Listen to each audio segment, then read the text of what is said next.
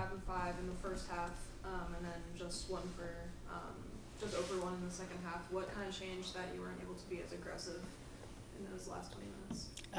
My fouls. I had 3 fouls and then 4 fouls, and so it put me on the bench, and I wasn't able to really make an impact in the second half. So need to do better defensively to not let that happen, so I'm not on the court to help my team. Yeah, this is for either one of you. Obviously a tough matchup on Sunday coming up for you guys in Indiana. How do you kind of chalk up this heartbreaking loss and move forward to Sunday and kind of get ready for that one? Obviously it sucks that we lost, but I think our team is really proud of how much better we played this time than last time we played them, making a lot of strides forward just as a team in general. So next week we just want to carry over everything we did, our hustle, our hard work from this week in this game into next week, or into this weekend. Maggie, you made your second start for Northwestern tonight. What is it like for you to kind of have a bigger role and see more minutes as the year has gone along? I still think my role is the same. More of just when I can hit open shots for my teammates, do that. So I think my role has pretty much stayed the same while my minutes may have gone up. But, I think it's nice to know the faith that the coaches have in me. And hopefully everyone, can get the minutes that they need to help impact the team however they need to. For either of y'all, how did you handle the pressure better from Penn State's press and just their general reliance on turnovers? How did y'all improve that this time around? All week, the bye week that we had, all we did was work on pressing. I mean, their press, it's aggressive, but it's fake aggression. You ball fake and pass, and they back off. So we just worked on staying poised and confident and calm and just getting the ball across the court. Other questions first, please, today. Sorry, this is jumping another game ahead, but next home game is going to look a lot different. How do y'all feel about the moment the program is going to have next Wednesday when Iowa arrives? I think it's great for women's basketball that we sold out our arena. It'll be great to have a lot of fans there. Our men get that a couple of times a season, and this will be our first time playing in front of a crowd that big, but just focusing in on our game and not letting all of that distract us, but also celebrating that it is a big moment for women's sports. Yeah, to be honest, I'm really only thinking about this Indiana game. The Iowa game has not even crossed my mind at all. I mean, it's going to be, it's Caitlin Clark. It's going to be a big game, but right now we're focused on Indiana and taking this energy that we have and focus on Indiana. Iowa, focus on them next week. Maggie, for you, coming from BU, playing in Patriot League teams, obviously you guys were at the top of the conference last year. How much different is it coming from Patriot League to now facing off against some of the best players in the Big Ten night in and night out? Yeah, it's definitely a big adjustment. For me, the biggest thing when I got here that was different was just the girls really are bigger, stronger, faster. So for me, adjusting to the pace, getting in better shape, realizing that my run will not get me down the court with these girls. It has to be an all-out sprint, and I'm still probably going to get beat by some of them. But it just makes me, want to work harder, want to be better, and I can't have as many lapses as I did in the Patriot League when I play in the Big Ten. You've talked in recent games and recent weeks about kind of the lack of practice intensity and focus. But would you say things changed in this last 8-day span, that practices got better and more intense?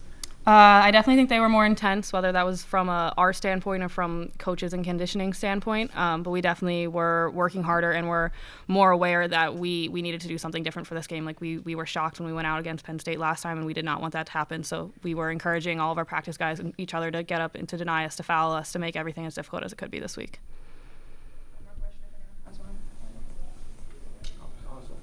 How did it feel to have Coach McKeown back on the bench tonight? Oh, it was good. As always, we love Coach. Love Coach back on the bench. It was good. I mean, look, the coaching staff and Coach Tan did a really good job of holding us over while Coach was absent. But now that he's back, and we're good. We're good. Everything is great. That's why I recruited Mel. My team, we played really hard tonight. I was really proud of the effort. We took the lead in the fourth quarter. We did a lot of things. We started off the fourth quarter, and I felt like, if we could just get a couple stops, not turn the ball over, and give Penn State credit. They're one of the top teams in the league, and I thought we competed for 40 minutes. We just a couple plays here and there that we couldn't finish, and then they hit big shots. And so it was a really good college basketball game, and really proud of our team. And, again, like I said, Penn State is a really, really good team, and we watch them in the Big Ten. they're deep and they can play a lot of different ways. They hit some big threes that we just couldn't get to, and they made them too. And so I give them credit.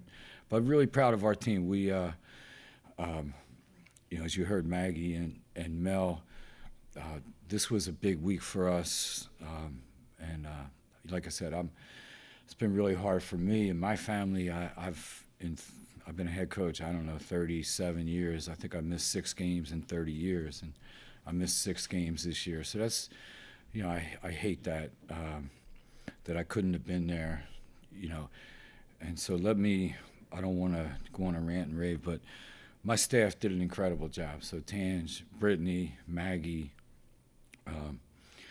it's not what you signed up for. They became, the coaches starting, I want to say January. I coached the Rutgers game the 30th of December, and that's the last. So the whole month of January they've been, and Tange did a great job, and I've been able to get to practices, and we've had great meetings, and she just really proud of her and the way these guys responded. Because again, I recruited everybody in the room, in the locker room, every coach, every player. So they expect to play for me, and so tonight I was glad to be back, and but really proud of my staff and great job that they did. Yeah. Coach, are you the type that when you were home recovering and watching games, you were screaming and throwing stuff? Pretty much, yeah. I got to call State Farm. Maybe I can do a commercial with Caitlin Clark or something where I can get some coverage, because I probably broke a computer. You have to ask my wife. She's behind you, but she's very patient, and had to deal with that. And, just really hard, because you bleed this. It's your team. This is what our family's all about. That's why we came to Northwestern. And, we just, it's been hard to not be there. Thank you.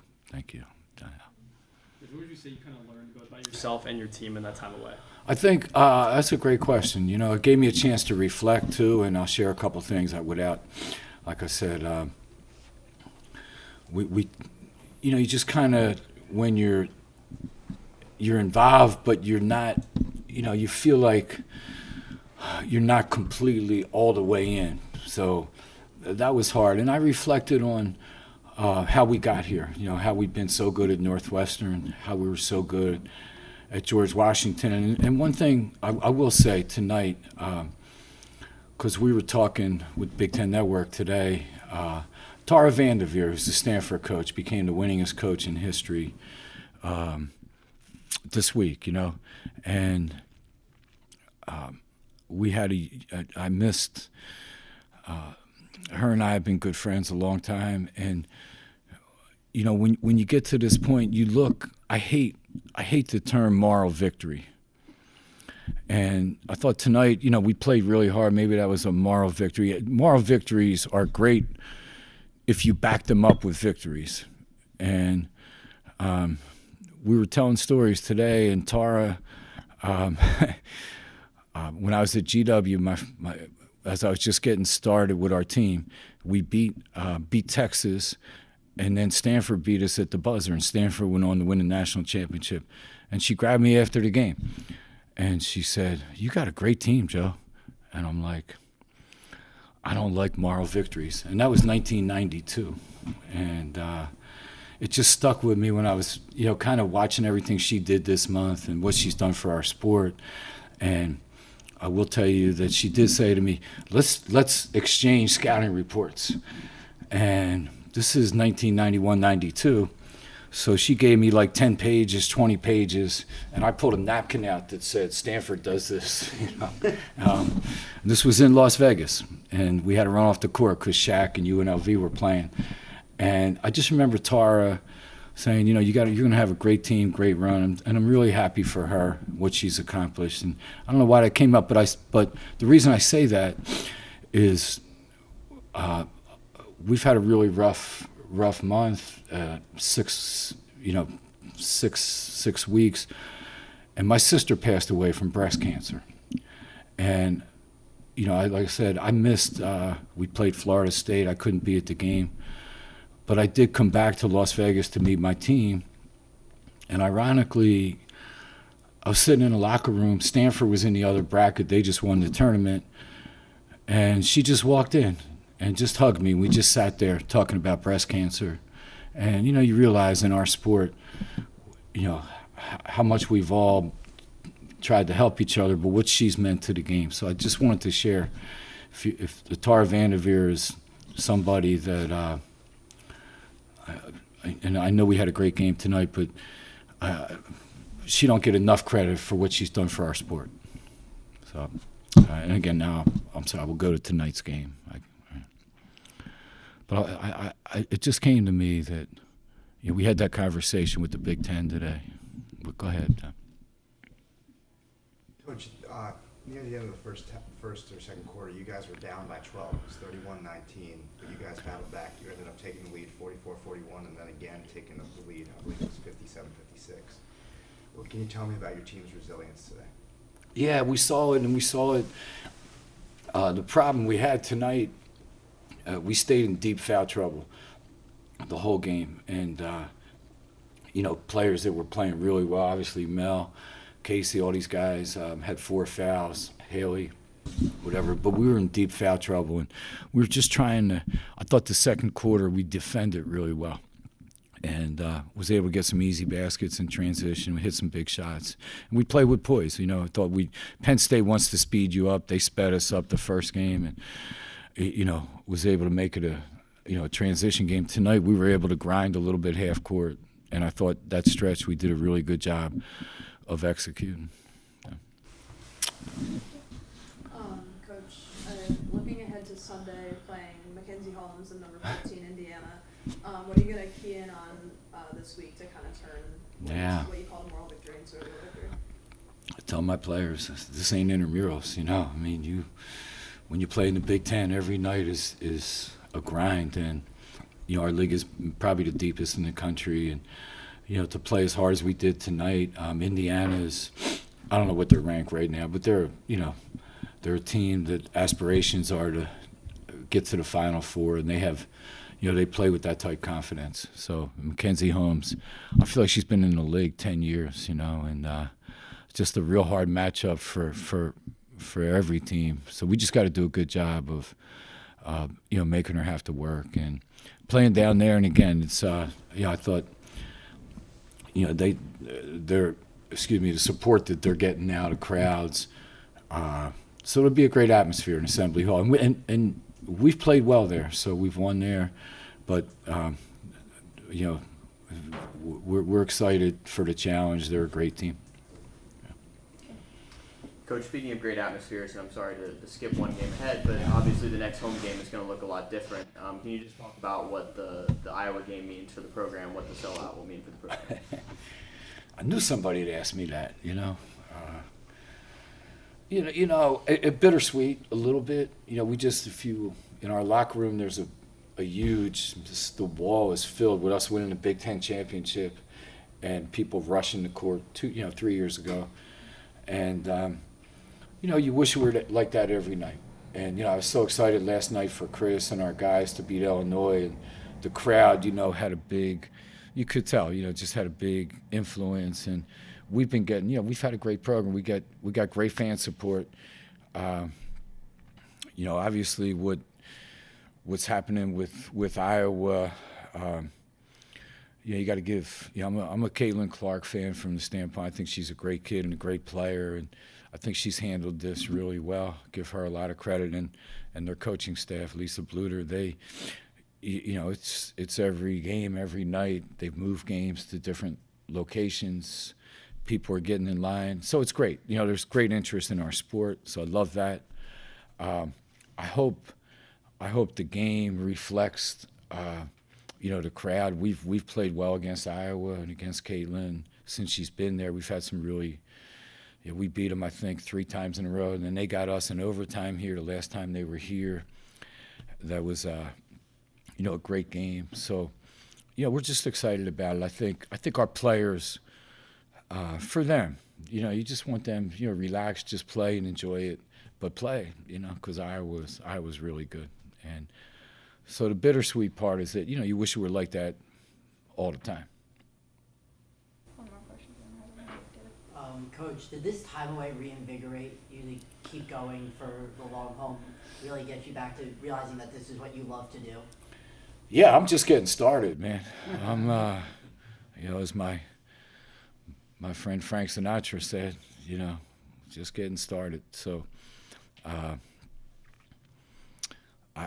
really feel like we got so much positive things going on here. We spent a lot of time over the years, and Jana Blade, one of our, is our deputy director, has been with us the whole time. What we've been through to get this, to get our sports together, to get women's sports where they should be. At Northwestern, and again, when I took the job, I took over the worst program in the Big Ten, and I left. I just won. I don't know. I never had a losing season before until I came here the first year, and then the next year we got it going right away. So I'm excited. I saw, even when you saw tonight, our younger players and what they did and competed, and so to get them in an environment where, it's a great learning experience, where it's a lab out there, and I thought they handled that well. So I'm excited. I feel like, me and Tara and Gino, we all got 10, 15 left in us. Let's go. Let's go play. I'll take one more if you. Yeah. Coach, speaking more about tonight, you guys played 9 players in the first quarter, including Alana seeing some time. Was that kind of an intentional decision by you to mix up the rotation a little bit early? Yeah, I think we're seeing people step up in practice, and I think they deserve opportunities to carry over into the game. And Alana, and again, we have players that, they can do certain things. Alana's a great shooter. We got to get her shooting the ball. Got to get her some shots. And, like Paige Mott has had these big runs in Big Ten games. And, we got to get her scoring the ball at the rim. And I think you'll see, you saw, a lot of players do different things tonight. And I feel like it's a tough stretch, like you said, at Indiana, Iowa, tonight, Penn State, 3 of the best teams in our league. But if we compete like we did, we'll be fine. And I think our depth will start showing. So I appreciate the question.